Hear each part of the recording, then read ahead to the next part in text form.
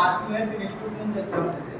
ఈ ఆర్ట్నెస్ ఇన్స్టిట్యూట్ ఏంటంటే మెడిటేషన్ ప్రపంచవ్యాప్తంగా 160 దేశాల్లో ఈ ఆర్గనైజేషన్ ఉందండి.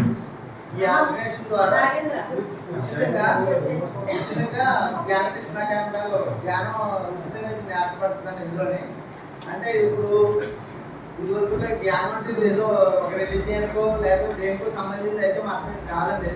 ఎందుకంటే ఈరోజు జ్ఞానం గురించి మనం ముఖ్యంగా ఎడ్యుకేషన్ ఇన్స్టిట్యూట్స్లోని, కార్పొరేట్ ఆఫీసుల్లోని, నెక్స్ట్ హాస్పిటల్స్లోని మనం ఆ పదవి పెడతాం.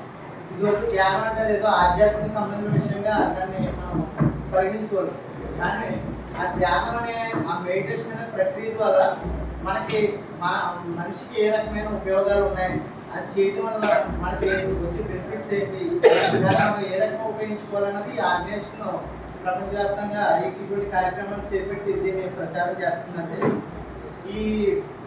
ఇదేంటంటే దీంట్లో చేసి మెడిటేషన్ ఏంటంటే హృదయం మీద చేస్తాం. ఇందులో మెడిటేషన్ హృదయం మీద మనం మెడిటేషన్ ఎందుకు చేయాలి, అలా ధ్యానం ఎందుకు చేయాలి, ఎన్ని విషయాల గురించి మనం కాసేపు మాట్లాడుకుని ప్రాక్టికల్గా మెడిటేషన్లోకి వెళ్దామండి.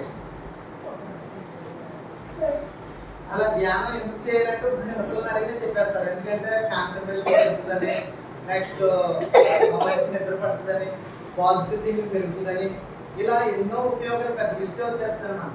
కానీ ఆ మెడిటేషన్ చేయాలనేటువంటి అభిలాష చాలా మందిలో ఉన్నప్పటికీ కూడా, ఎందుకంటే మనకు ప్రతి ఒక్కరి జీవితాల్లోనే ఎంతో మంది వ్యక్తులు ప్రభావితం చేసే వ్యక్తులు చాలా మంది ఉంటారు. అంటే మనం ఎన్నో బుక్స్ చదువుకుంటాం, గొప్ప వ్యక్తుల గురించి వింటూ ఉంటాం. అంటే ఈ మెడిటేషన్ ద్వారా ఎంతో మంది తమ జీవితాలను తీర్చిదిద్దుకుని మానవాళికి సరైన దిశలో నడిపించడం, వాళ్ళ మార్పు చేసుకుని వాళ్ళు సరైన దిశలో ప్రయాణించి మానవాళికి ఒక ఉదాహరణ నిలబడే వాళ్ళు ఎంతో మంది ఉన్నారు. కానీ వాళ్ళ యొక్క ప్రేరణ మనకు కలుగుతూ ఉంటుంది. బుక్స్ చదివినా, వాళ్ళ కొటేషన్ చదివినా, వాళ్ళకి సంబంధించిన విషయాలు ఏం తెలుసుకున్నా మనం కొంత మన హృదయం ప్రేరణ గురవుతున్నారు. కానీ మనం వాళ్ళ